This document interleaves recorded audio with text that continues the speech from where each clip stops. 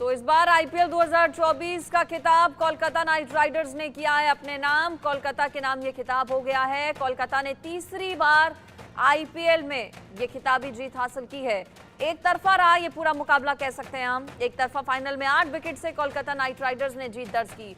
हैदराबाद को 8 विकेट से कोलकाता की टीम ने हरा दिया।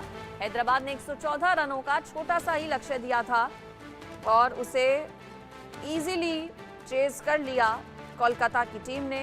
तीसरी बार कोलकाता नाइट राइडर्स चैंपियन बनी है आईपीएल की। मुकाबला बेहद रोमांचक रहा।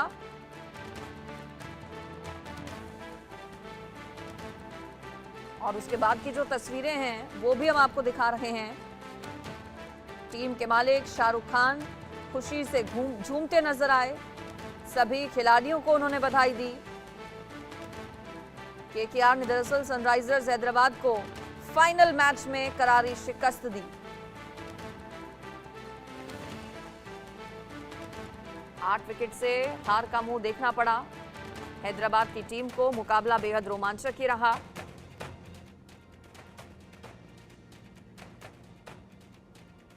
इस पर मेरे साथ इंडिया न्यूज के स्पोर्ट्स एडिटर मनोज जोशी जुड़ गए हैं।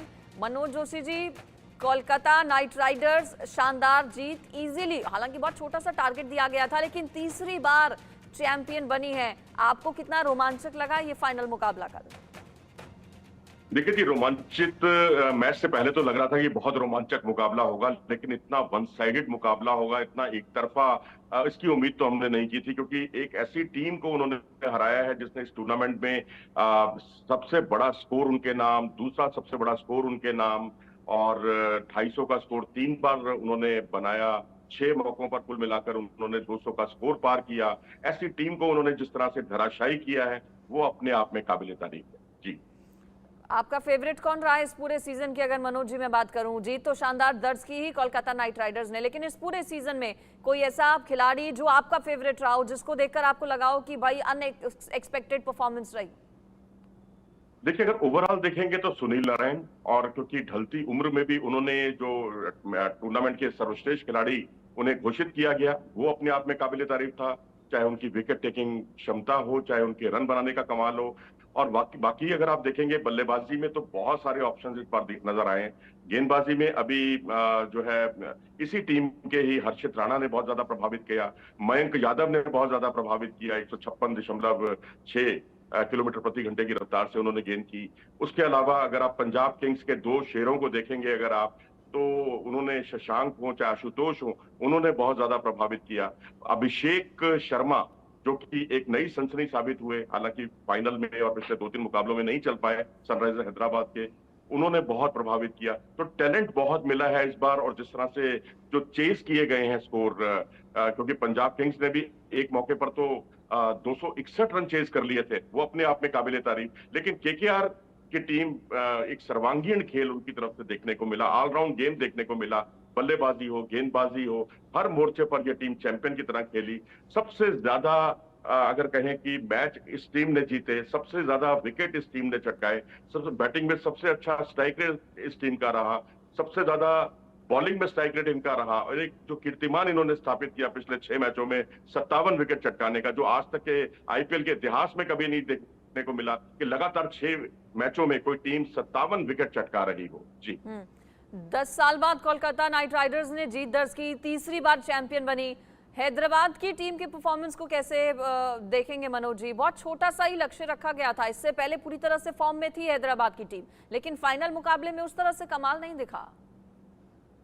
जी हाँ, बिल्कुल। एक तो उनको ये लगा था कि रेड सॉइल आ गई है, उनकी पसंदीदा सॉइल है जिस पर उन्होंने रनों का अंबार भी लगाया है, लेकिन उसके बावजूद रेड सॉइल ही उनके लिए परेशानी का सबब बनी। क्योंकि शुरुआती ओवरों में जो स्विंग थी वो बहुत जबरदस्त थी। मिचेल स्टार्क की स्विंग, जिस पर उन्होंने राहुल त्रिपाठी का और अभिषेक शर्मा का विकेट चटकाया।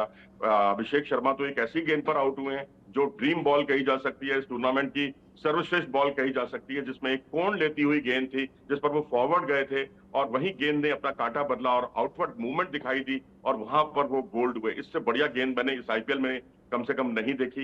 लेकिन सनराइजर्स हैदराबाद इस बात की शिकायत नहीं कर सकता, क्योंकि टॉस जीतकर पहले बल्लेबाजी का फैसला भी उन्हीं का था। अब अगर आप उलझे हैं शुरुआती ओवरों में, तो और वही पटकथा जो है जीत की लिखी गई थी पावर प्ले में। पावर प्ले ही उनकी सबसे बड़ी ताकत थी, वही उनकी कमजोरी बन गई। 40 रन में 3 विकेट खो दिए। तो जब एक ट्रेलर जो दिखाई देता है ना वो पावर प्ले में, वो उससे पूरी पिक्चर की स्थिति क्लियर हो गई। मैं चाहूंगी उस तस्वीर पर भी आप कमेंट करें जो शाहरुख खान की कल इस शानदार जीत के बाद सामने आई। गौतम गंभीर को जब उन्होंने किस किया 2014 में जब कोलकाता नाइट राइडर्स जीती थी तो उस वक्त कप्तान थे टीम के गौतम गंभीर, और इस बार मेंटोर हैं। गौतम गंभीर एक बड़ा फैक्टर मानते हैं क्या जीत का?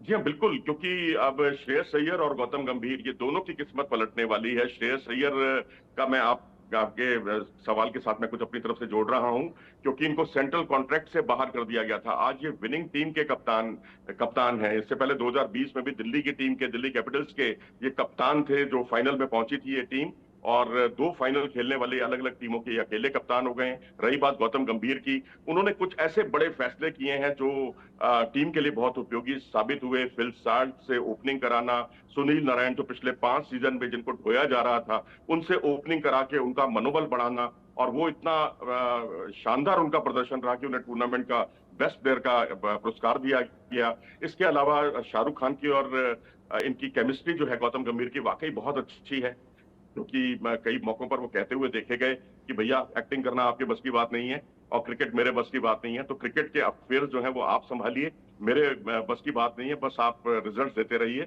बाकी मेरा कोई हस्तक्षेप नहीं रहेगा। ये बहुत बड़ी बात है। ये अन्य फ्रेंचाइजी ओनर जो बहुत ज्यादा दबाव बनाते हैं, सनराइजर्स हैदराबाद देखिए, जब उन्नके सामने केकेआर की टीम थी, 4-4 लेफ्टी बल्लेबाज खेल रहे थे, एक ऑलराउंडर की जरूरत, एक ऑफ स्पिनर की जरूरत थी, उसके बावजूद उन्होंने ऑफ स्पिनर को इसलिए नहीं खिलाया क्योंकि जो वाशिंगटन सुंदर थे वो बहुत महंगे साबित हुए थे 2 मैचों में।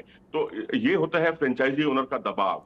तो मुझे लगता है कि शाहरुख खान ने इस मामले में पूरी छूट दी थी। उन्होंने कहा कि मैंने अब तक केवल 3 जो है टीम मीटिंग अटेंड की है, और उसमें मैंने कोई रणनीति पे बात नहीं की, क्रिकेट पर बात नहीं की। मेरी बातचीत का एक ही मुद्दा होता था कि भाई गौतम गंभीर को मैच के बाद कैसे नचाया जाए। तो ये अपने आप में हल्का फुल्का मूवमेंट जो है वो बहुत ही, मैं समझता हूँ, यादगार रहा, और इससे बाकी फ्रेंचाइजी ओनर्स को भी सीखना चाहिए।